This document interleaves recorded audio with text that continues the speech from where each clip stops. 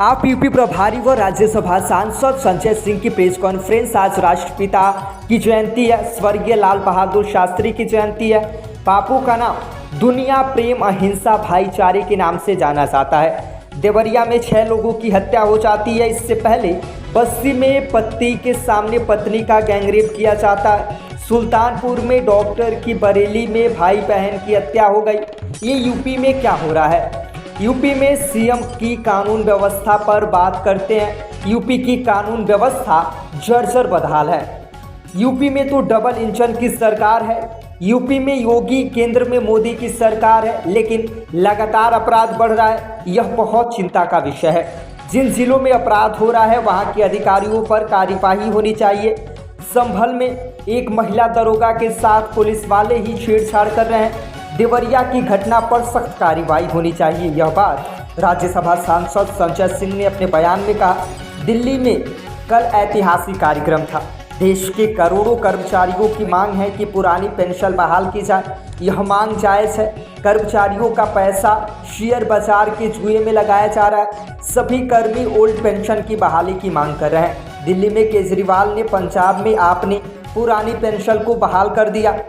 देश में जहां भी पुरानी पेंशन बहाली की मांग होगी, आप वहां साथ समर्थन करेगी। इंडिया गठबंधन को लेकर, तैयारी को लेकर पिछले दिनों में हमने लखनऊ में बड़ा कार्यकर्ता सम्मेलन किया था। हम इसको पूरे देश में चलाएंगे। नौकरियों के वादे सरकार का झूठा निकला।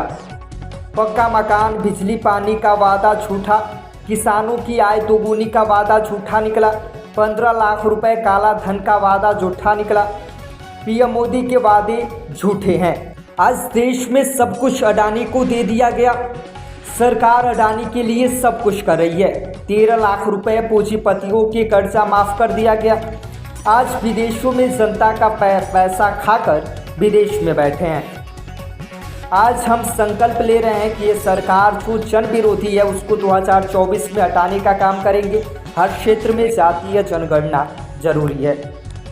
उत्तर प्रदेश की सिर्फ बात कर रहे हैं। हम लोगों ने तो बार इस बात को कहा है कि उत्तर प्रदेश को पूर्वांचल राज्य अलग, अवध का राज्य अलग, बुंदेलखंड का अलग, पश्चिमी उत्तर प्रदेश का अलग, रुहेलखंड का अलग, इसको छोटे राज्य बनाया जाए। इसके समर्थन में तो हम तो पहले से थे। हम लोग लेकर जाएंगे। और आज गांधी जी की और शास्त्री जी की जयंती पर हम लोग इसका संकल्प दोहरा रहे हैं और ये संकल्प ले रहे हैं कि ये सरकार जो जन विरोधी है, इस देश के लोगों के खिलाफ काम कर रही है, उसको 2024 के चुनाव में हटाने का काम करेगी।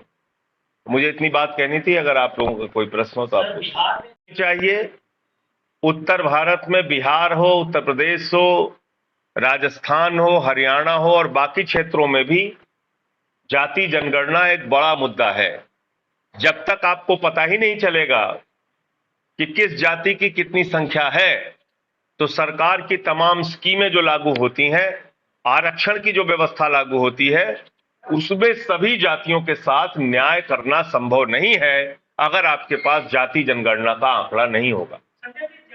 तीसरा विषय जो इंडिया गठबंधन को लेके तैयारियों का है। पिछले दिनों हम लोगों ने लखनऊ के अंदर एक बड़ा जिला सम्मेलन किया था और इसी प्रकार का जिला सम्मेलन अब पूरे उत्तर प्रदेश में हम लोग शुरू करेंगे लोकसभा चुनाव के पहले। और मोदी सरकार की जो सच्चाई है उसको प्रदेश की जनता के सामने रखेंगे, गांव-गांव में जाकर लोगों को बताएंगे। और वो सच्चाई क्या है? 2 करोड़ नौकरियों का वादा नौजवानों से किया। 18 करोड़ नौकरियां 9 साल में मिलनी थी, वादा झूठा निकला। महंगाई कम करने का वादा देश की जनता से किया, वादा झूठा निकला। फसल का दाम दोगुना करने का वादा किसानों से किया, वादा झूठा निकला। पक्का मकान देने का वादा झुग्गी में रहने वाले लोगों से किया। 15 अगस्त 2022 तक पक्का मकान सबको दे देंगे, वादा झूठा निकला। काला धन लाने और 15 लाख हर खाते में पहुंचाने का वादा इस देश की जनता से किया वादा झूठा निकला, तो मोदी जी की सरकार हर मोर्चे पर फेल रही है।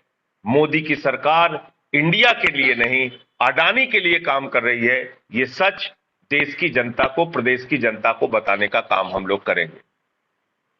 और ये बात मैं क्यों कह रहा हूं?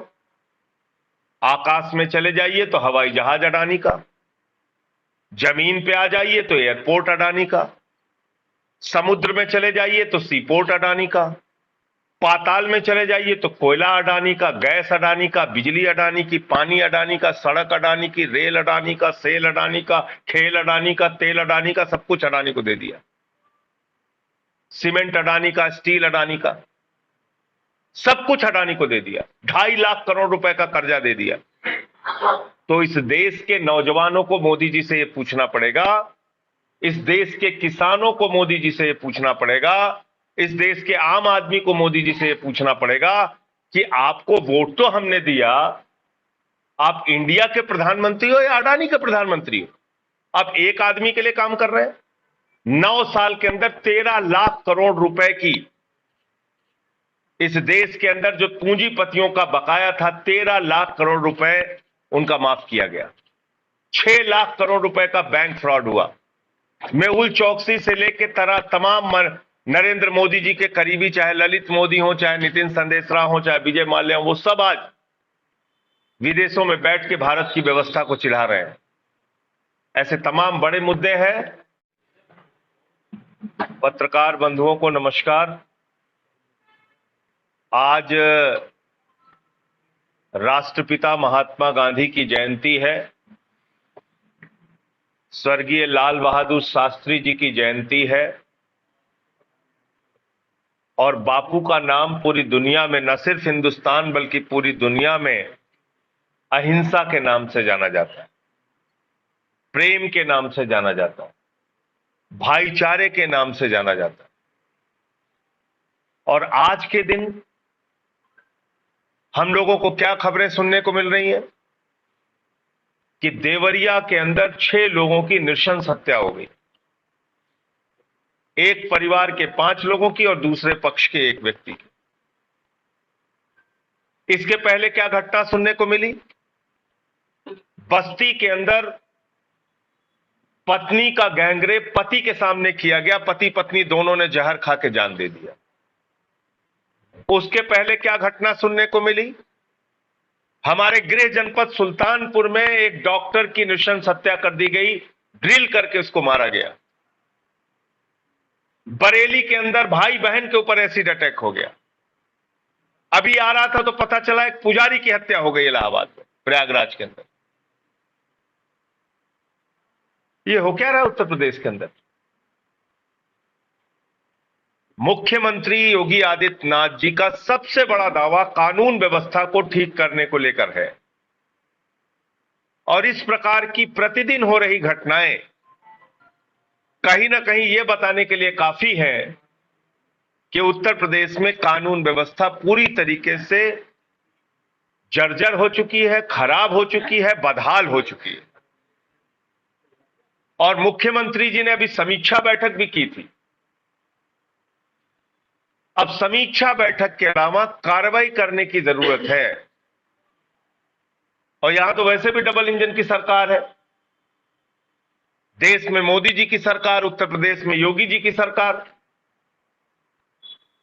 अब ये डबल इंजन की सरकार होने के बावजूद इस तरह से डेली हर दिन अखबार के पन्ने अगर अपराधों से भरे हुए हैं, तो ये पूरे प्रदेश की चिंता का विषय है। और मुख्यमंत्री जी को जिन जिलों में अपराध नहीं रुक रहा है, वहां के अधिकारियों के खिलाफ, वहां के जिम्मेदार लोगों के खिलाफ कार्रवाई करनी चाहिए। ऐसी कार्रवाई जो दिखे सामने।